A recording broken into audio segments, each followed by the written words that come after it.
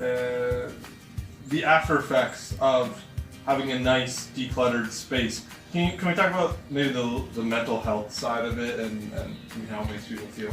Yeah, so probably about 4 years ago, both Emilio and I took mental health first aid, which is a training that just kind of teaches you broad spectrum about mental health disorders. And one of the things of the recommendations for people who have issues with mental health is setting up your space so that you feel comfortable in it. So that means it looks different for every single person. There's no one size fits all. But when you have your space organized and everything has a home and you feel comfortable and in control of your space, it does vast improvements on people's mental health and their overall interaction with people in their lives. It has ripple effects into their workplace.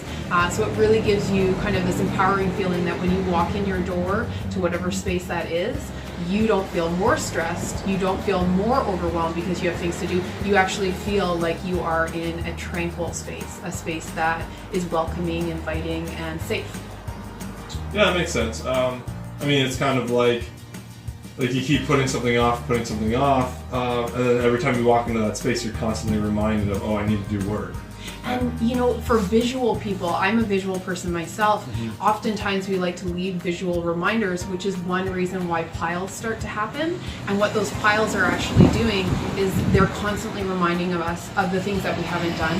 So for people who are visual, I implore you to try and do a different strategy of potentially setting up reminders or having a cupboard where you put the things that you want to get done, but it's all in one space. And then you have a reminder system, or you have a constant appointment with yourself that, every week I'm going to go into that cupboard and I'm going to deal with those things that I wanted to get done. But visually, they're not impacting my well-being in the space because they're not constantly there to be telling me I have to do this still. Sure. Sorry, I'm just going to change gears. I won't be long. I just want to stick on this for a second. I won't hold it against you. Can you just talk to me about the process of cleaning out the garage and how long it took and that kind of thing? Yeah. So again, when we were in here at the before, I kind of estimated that 3 to 5 hour mark given the space difference. For every person it's different, but when you involve more hands, it can go a lot faster. So when we first got started, there's this urgency to want to everybody separate and kind of work at their own thing, but we really use the system that we call the wave, where we pick one point in the room and we go all the way around 360 degrees and we touch everything. For the reason being that it's much more efficient. You get to touch everything in the space, and as you're going through, you're doing this decluttering, cleaning, and visually conceptualizing where the zones are going to be in the room, because it's like a kindergarten classroom. Why do the kids know how to put everything away? It's because they set it up in zones. This is the art zone, this is the nap zone, this is the painting zone, and when the teacher rings the bell, they can just magically put it back. You do the same thing with your spaces. Make it really easy for yourself and give yourself zones and easy homes to put stuff away. So interesting.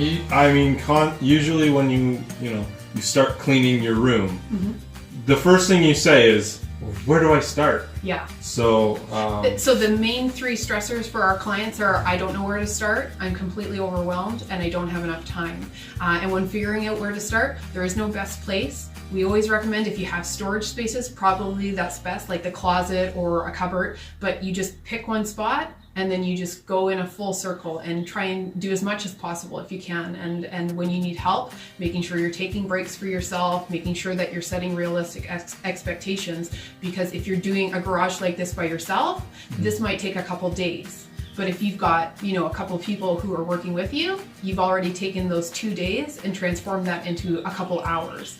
So it really does make a difference to do a little bit of planning before you get started with your project.